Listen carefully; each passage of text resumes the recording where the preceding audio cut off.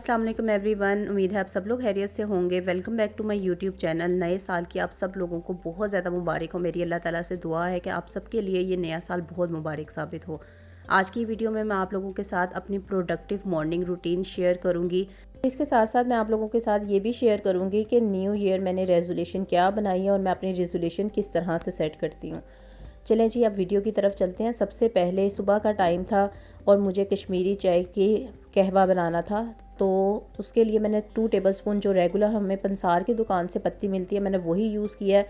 2 to 3 cinnamon sticks ली हैं। 1 आपने बादियान का फूल लेना है और 1 ही मैंने छोटी इलायची लिया है। इन सबको मैंने बाउल भर के, सॉसपैन जो भी आप लेंगे उसको भर के आपने ये चीज़ें डाल देनी है और 1 चुटकी आपने इसमें बेकिंग सोडा डालना। उसके वो मैंने आपके साथ शेयर कर लिया कि कौन सी कंपनी का मैं यूज़ कर रही हूँ, ठीक है। तो यहाँ नेक्स्ट जो है वो मैं बनाने लगी हूँ गोभी मिक्स वेजिटेबल्स। और मुझे ये एक कमेंट आया था कि आप मिक्स वेजिटेबल्स में ये गोभी जो आपने फ्रीज़ की है वो आप किस तरह से यूज़ करेंगी। तो इसके लिए आप देखें, मैंने सिंपली जस्ट मैंने 2 to 3 टेबलस्पून ऑयल लिया है और उसमें मैंने ऐसे गोभी डालकर उसको ढक दिया है ताकि इसका पानी भी खुश्क हो जाए और ये डीप फ्रोस्ट भी हो जाए। यहाँ हदीजा का जो है वो ग्लूटेन फ्री जो मैं फ़्रोज़न रोटियाँ बनाती हूँ वो ख़त्म हो गई थी, उसके लिए मैं आटा गूंद रही हूँ। साथ साथ इस तरह से ही मल्टीटास्किंग चलती रहती है। आटा मुझे जितना लेना था उसको मैंने गर्म पानी से मिक्स करके अच्छी तरह से रख दिया है। यहाँ जितनी देर में मैंने आटा मिक्स किया था उतनी देर में मेरी जो गोभी का जो पानी है वो खुश्क हो गया था और ये डीप फ्रोस्ट भी हो गई थी, तो मैंने इसको एक प्लेट में निकाल लिया। अब हम इसको जब प्लेट में निकालते हैं ना तो ये हमारी बिल्कुल फ़्रेश एज़ इट इज़ होगी, जैसे आपने बिल्कुल न्यू गोभी अभी कट की और उसमें बिल्कुल फ्रेशनेस ऐसे ही आ जाती है जब आप कोई भी चीज़, कोई भी वेजिटेबल फ्रोज़न होती है उसको इस तरह से ऑयल में फ्राई कर लेते हैं। तो यहाँ पोटैटोज़ मैंने कट करके डाल दिए थे, 2 से 3 पोटैटोज़ लिए हैं और इसके साथ मैं मटर जो हमारे फ्रोज़न है ना वो भी मैं डाल दूँगी और अभी ऑयल में ही इसको मैं हल्का सा रेड करूँगी। इसके साथ मैं स्पाइसेस डाल दूँगी और जो मैंने मसाला फ्रीज़ किया था मिक्स करके लहसुन अदरक और प्याज टमाटर का, वो मैंने जो पैकेट्स में बनाया था वो मैं डाल दूँगी। और मुझे ऐसा लग रहा था कि इसमें मुझे हाफ़ ज़रूरत है तो मैंने हाफ़ डाल दी थी। ये जो स्पाइस बनाया था ना मैंने इसमें हरी मिर्चें ज़्यादा ऐड की थी क्योंकि रेड मिर्च मैं ज़्यादा से ज़्यादा अवॉइड करती हूँ, वो स्टमक पे बहुत ज़्यादा इफ़ेक्ट कर रही होती है। तो इस वजह से मैं अब जो स्पाइसेस ऐड कर रही हूँ उसमें नमक, हल्दी, सूखा धनिया, ज़ीरा और कुटी हुई लाल मिर्च और कुटी हुई काली मिर्च। सूखा धनिया और ज़ीरे को भी मैंने भुन के पीस लिया था और इसको इस तरह से ढक देंगे जब तक डीप फ्रोस्ट नहीं हो जाता। और जैसे ही डीप फ्रोस्ट होगा तो मैं इसको मिक्स कर दूँगी। अच्छा, ये जितना भी काम है ना मैं इसको हल्की आंच पर कर रही हूँ, मतलब मीडियम टू लो फ्लेम पे कर रही हूँ, हाई फ्लेम नहीं है।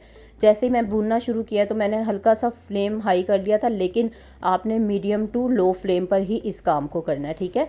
जैसे ही ये भून जाएगा, अगर आपको पानी की ज़रूरत महसूस हो रही है तो आप पानी ऐड करेंगे, नहीं तो इसमें पानी ऐड बिल्कुल भी नहीं करिएगा। जितना सब्जियों का अपना पानी होगा वही इसमें काफ़ी रहेगा। इसके साथ ही मैंने गोभी इसमें डाल दी थी और गोभी डालने के बाद मैंने इसको अच्छी तरह से मिक्स करके, यहाँ कैरेट्स जो हैं वो कद्दूकश करके भी मैं यूज़ करती हूँ क्योंकि ऐसे बच्चों को भी पसंद नहीं है, ना मुझे पसंद है, तो मैं कद्दूकश करके ही इस्तेमाल करती हूँ अगर मुझे वेजिटेबल्स में इस तरह से मिक्स वेजिटेबल में डालनी हो। मिक्स जो सब्ज़ी थी वो बन गई है, इसको मैं दम पे रख दूँगी। अच्छा, मेरा जो है वो हाथ ज़्यादातर दरमियान वाले चूल्हे पे सेट होता है, तो इस वजह से मैं ज़्यादातर जो हूँ ना कुकिंग दरमियान वाले चूल्हे पर ही कर रही होती हूँ और जो मुझे दम पे रखना होता है वो मैं साइड पे रखती रहती हूँ। यहाँ मुझे कहवा मैंने क्या किया, आधा हो गया था तकरीबन, और इसमें मैंने इसको रेगुलर जो हमारा पानी होता है ना, टैप वाटर या जो भी आपका आम पानी है वो ही मैंने डाला। मैंने कोई ठंडा पानी नहीं इस्तेमाल किया और उसको डालकर मैंने हल्का सा सिर्फ 2 से 3 बार इस तरह से उसकी ज़रा पिटाई की है और साथ ही मैंने उसको दोबारा उसी आंच पर रख दिया।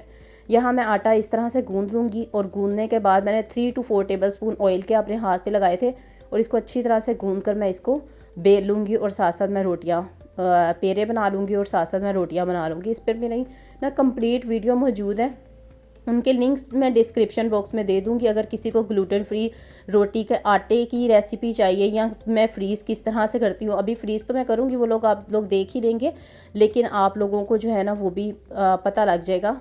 डिस्क्रिप्शन बॉक्स में मैं उसका लिंक भी दे दूँगी प्रॉपर जो मैं रेसिपी यूज़ करती हूँ। तो यहाँ मैंने इसको गार्निश कर लिया था हरे धनिया से और हरी मिर्च से, और मैंने जो है वो गरम मसाला डाल दिया था और साथ अजवाइन डाल दी थी और इसको मैंने मिक्स कर लिया था। ये मेरी मिक्स वेजिटेबल तैयार है। यहाँ मेरा कहवा बिल्कुल तैयार है, आप देख सकते हैं इसका कलर कितना अच्छा है। इसको आप इसी तरह से ठंडा होने पर आप किसी भी बोतल में डालकर फ्रिज में रख दें। जब तक यहाँ कहवा हो रहा था और इसको मैंने दोबारा काफ़ी पकाई कर ली थी और तो इसको मैंने ठंडा करने के लिए रखा। उसके साथ साथ जो है ना मैं रोटियां भी बेलती जा रही थी। अपने जो ग्लूटेन फ्री मैंने हदीजा के लिए बनानी थी वो मैंने सारी बेल कर एक साइड पर रख ली थी और अब ये देखें सारी बिली हुई हैं और मैंने एक एक करके सिर्फ तवे पर डालनी है और इसको सेक कर मैंने अलग करते जाना है। तो यहाँ हम बात कर लेते हैं न्यू ईयर रेजोल्यूशन की। सबसे पहले तो मैं आपको बताती हूँ कि मैं न्यू ईयर रेजोल्यूशन किस तरह से बनाती हूँ और हमें किस तरह से फ़ायदा हो सकता है, क्योंकि अक्सर देखने में ये आ रहा होता है कि हम न्यू ईयर रेजोल्यूशन बना तो लेते हैं लेकिन उस पर अमल दरामद बहुत कम होता है। तो यहाँ मैंने सारी रोटियाँ सेक ली हैं और इसको मैं इस तरह से क्लिंग रैप में करके और फ्रीज़र में रख दूँगी। ठीक है। अब न्यू ईयर रेजोल्यूशन की बात कर रहे थे तो मेरी कोशिश ये होती है कि मैं अपनी न्यू ईयर रेजोल्यूशन इस तरह से बनाऊँ कि शॉर्ट गोल्स बनाऊँ, छोटे छोटे अरसे के लिए गोल्स बनाऊँ और उनको पूरा करती जाऊँ। अच्छा, यहाँ अब जो है हम निम्को की तैयारी कर रही हूँ। मैंने जब मैं उठी थी ना तो मैंने फ़ौरन चने की दाल और मूंगी की दाल भिगो दी थी और ये इस तरह से कद्दूकश करके ना मैंने आलू जो है वो पानी में भिगो दिए थे और इसमें मैंने 1 चम्मच नमक डाल दिया था।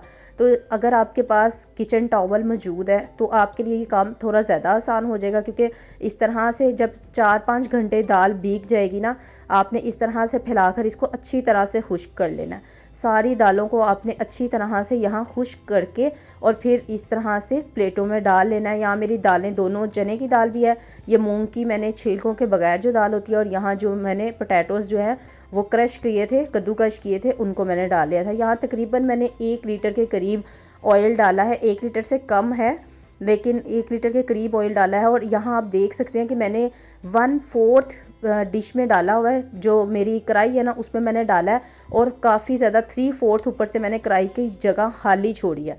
वो अभी आहिस्ता आहिस्ता आप देखेंगे कि जब मैं कर रही होंगी ना तो ऑयल ना एकदम से ऊपर आ जाता है जब आप इसको करते हैं ना। तो इस वजह से आपको ऑयल इतना ही नीचे इसमें रखना है और इसको आपने आहिस्ता आहिस्ता इस तरह से ही डालना है, चम्मच के ऊपर डालकर। और इसकी पकने का ये है कि जैसे ही आपकी दाल ऊपर आ जाए और इसमें बबल्स आना बंद हो जाए तो इसका मतलब है कि आपकी दाल बिल्कुल तैयार है। आपने यहाँ इसको डिश आउट कर लेना है। इसको आपने टिश्यू पेपर के ऊपर निकालना है ताकि इसका ऑयल जो है ना वो अच्छी तरह से जज्ब हो जाए। एक और मेथड है वो भी मैं आपको बताती हूँ कि आपने कोई जाली लेनी है, जिस तरह छन्नी होती है ना हमारे आटे छानने वाली, उसके ऊपर भी आप निकाल सकते हैं। आपने अगर बाज़ार में आपने पूड़ी हलवे वालों को देखा होगा तो वो ऐसे ही करते हैं, उन्होंने कोई जाली सी रखी होती है और उसके ऊपर पूड़ियाँ निकालते हैं, ये कोई ऐसी चीज़ निकालते हैं ताकि उसका ऑयल जो है ना वो नीचे से निकलता जाए। तो यहाँ मैंने ये टिश्यू पेपर पर भी निकाल ली थी और टिश्यू पेपर पर मुझे इतना मतलब उसमें लगता था कि ऑयल जो है ना अभी भी जज्ब इतनी अच्छी तरह नहीं हुआ जितना मैं जो है वो छन्नी पर मैंने रखा था तो वो हो गया था। अच्छा, अब ये मैं मूंगी की दाल डाल रही हूँ। अब आप देखें कितना ज़्यादा ऑयल इसके ऊपर आया और आपने बहुत ध्यान से करना है। आपने ये नहीं करना कि डायरेक्ट प्लेट से आप डालें, पहले थोड़ी सी दाल डालनी है ताकि इसका टेम्परेचर कम हो और उसके बाद आपने बाकी डालनी है। लेकिन आपके ऑयल का टेम्परेचर इतना ही तेज़ होना चाहिए जब आप दाल को डालें। ठीक है। अब न्यू ईयर रेजोल्यूशन की जो हम बात कर रहे थे तो शॉर्ट गोल्स मैं बनाती हूँ। मेरी कोशिश होती है कि मैं वीकली बेस पर या मंथली बेस पर अपने जो गोल्स सेट करूँ वो ही मैं पूरे करूँ। तो मेरा जो इस बार मेरा गोल है ना, मैं काफ़ी अर्सा पहले मैंने, अब काफ़ी मेरी रूटीन चेंज हो गई है। जब मुझे हदीजा के पता लगा उसके बाद जो है ना मैं काफ़ी डिस्टर्ब रही और उसके बाद ना मैंने ये चीज़ें करना छोड़ दी थी। मेरी ये कोशिश होती थी कि मैं जितना भी अपना काम करती हूँ ना, जिस तरह का भी, बेशक ये जैसे अब मैं यूट्यूब पे काम कर रही हूँ या पहले मैं स्टडी करती थी, फिर मैंने लेक्चरशिप की उसमें, या किसी भी चीज़ में मैं जो भी अपना वर्कआउट करती थी, इवन के घर के कामों में भी मेरी कंसिस्टेंसी और मेरी पंक्चुअलिटी मेरे लिए सबसे ज़्यादा मैटर करती थी। तो इस बार मेरी कोशिश यही है कि मैं अपने इस साल में शॉर्ट गोल्स के साथ अपनी ये चीज़ दोबारा बरकरार करूं। अपनी ये जो मेरी हैबिट थी ना, इससे मुझे बहुत फ़ायदा होता था। अगर मैं किसी भी चीज़ में कंसिस्टेंट रहती थी तो वो मुझे बहुत ज़्यादा फ़ायदा देती थी। और लेकिन अब काफ़ी अरसे से थोड़ी सी मैं ख़ुद भी लेज़ी हर चीज़ में हो जाती हूँ और कुछ जो है मेरी हैबिट्स भी थोड़ी सी चेंज हो गई। शायद वो वर्कलोड भी ज़्यादा हो जाता था। हमें अपने आप को भी ब्लेम नहीं करना चाहिए, दूसरी चीज़ें भी हो रही होती हैं। तो मेरी जो कोशिश है ना वो इस बार मेरी यही है कि मैं न्यू ईयर रेजोल्यूशन में न्यू ईयर के लिए मैं ये इस तरह से अपने टाइम को सेट करूं कि मैं हर चीज़ में अपनी इवन के घर के काम में या कोई भी चीज़ होती है ना तो मैं अपनी पंक्चुअलिटी लाजमी लेकर आऊँ। और दूसरी जो मैं ये कहूँगी कि शायद मेन रेजोल्यूशन है वो ये है कि सेल्फ़ केयर। हम लेडीज़ का ना हाँ ज़्यादातर काम ये होता है कि हम ना अपनी सेल्फ़ केयर पर तवज्जो नहीं देते हैं। यहाँ मेरी सारी चीज़ें फ्राई हो गई थी, दोनों दालें भी हो गई थी और ये पोटैटो की जो हमने कद्दूकश किए थे वो भी हो गया था। अच्छा, पोटैटो जब आप कर रहे होंगे ना उसमें जैसे ही कॉर्नर्स आप देखें कि ये हल्के से गोल्डन होने लगे, आपने चम्मच चलाना नहीं छोड़ना, नहीं तो ये कहीं से ब्लैक और कहीं से ब्राउन हो जाएंगे। इस तरह से मैंने सारी चीज़ों को निकाल लिया था और मैं इस तरह से एक परात में जो है ना इनको मिक्स कर दूँगी। ठीक है, अब सेल्फ़ केयर की मैं बात कर रही थी, तो सेल्फ़ केयर में हम लोगों को जो उतनी भी मदर्स होती हैं ना उनको ये होता है कि अच्छा पहले मैं बच्चों को देख लूँ, फिर मैं हस्बैंड को देख लूँ या इन लॉस में देख लूँ, लेकिन अपनी केयर का हम लोग ध्यान नहीं रखते, ना सिर्फ फिज़िकल बल्कि मेंटल दोनों। हमारी सेल्फ़ केयर जो है ना हमारी प्रायोरिटीज़ में नहीं होती हैं। तो मुझे लगता है कि मेरे लिहाज से भी ये चीज़ें 2-3 सालों में लैग की हैं, तो मेरी कोशिश है कि मैं इस अपनी हैबिट को दोबारा डेवलप करूं और अपनी सेल्फ़ केयर पर भी खास तवज्जो दूं। तो मेरी रेजोल्यूशन तो ये है। अपनी आप रेजोल्यूशन बताएं, मुझे कमेंट सेक्शन में लाजमी बताइएगा कि आप लोगों ने अपनी न्यू ईयर रेजोल्यूशन कौन कौन सी बनाई है। ठीक है, अब इसमें मैंने हाफ़ टी स्पून टाटरी डाली है, 1 टीस्पून जो है वो salt, 1 teaspoon red chilli powder और 1 टीस्पून ज़ीरा पाउडर भुना हुआ। ये 4 चीज़ें मैंने डालकर अच्छी तरह से ग्राइंड कर दिया और उसमें से मैंने 2 टीस्पून निकाल कर मैंने इनको मैं मिक्स कर दिया, जो कि इसके लिए बहुत इनफ है। ठीक है, इसको इस तरह से मैं अच्छी तरह से मिक्स करूँगी और मिक्स करने के बाद मैं इसको एयर टाइट बॉक्स में रख दूँगी। बच्चों में स्नैक्स के तौर पर जो है ना वो इस्तेमाल करेंगे। जिनको ग्लूटेन फ्री निम्को की रेसिपी चाहिए थी वो इसको यूज़ कर सकते हैं और ये इजीली आपके 2 to 3 वीक्स इवन के 1 मंथ तक भी इजीली आपका निकाल जाता है। मेरे घर में तो ये शायद 1 वीक के लिए भी इनफ नहीं होगी, क्योंकि वो लोग बहुत पसंद करते हैं। और इसमें से मूंगी की दाल थी, उसको मैंने थोड़ी सी अलग कर दी थी, वो मैंने सारी मिक्स नहीं की थी, क्योंकि मैंने मूंगी की दाल आधा किलो ली थी, चने की दाल 1 पाव ली थी और तकरीबन 3 बड़े साइज़ के आलू लिए थे।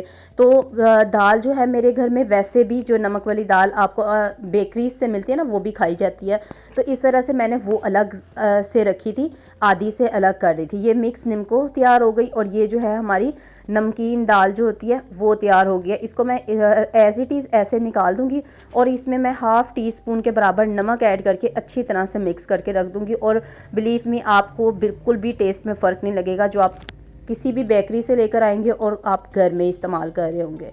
इसके साथ ही आज की वीडियो को मैं एंड करती हूँ। उम्मीद है आप लोगों को आज की वीडियो पसंद आई होगी। वीडियो पसंद आई है तो इसको लाइक और शेयर ज़रूर करें और चैनल को सब्सक्राइब करना ना भूलिएगा और अपनी न्यू ईयर रेजोल्यूशन मेरे साथ शेयर करना ना भूलिएगा। इसके साथ ही मुझे इजाज़त दें। अपना बहुत सा ख्याल रखें। Take care. अल्लाह हाफिज़।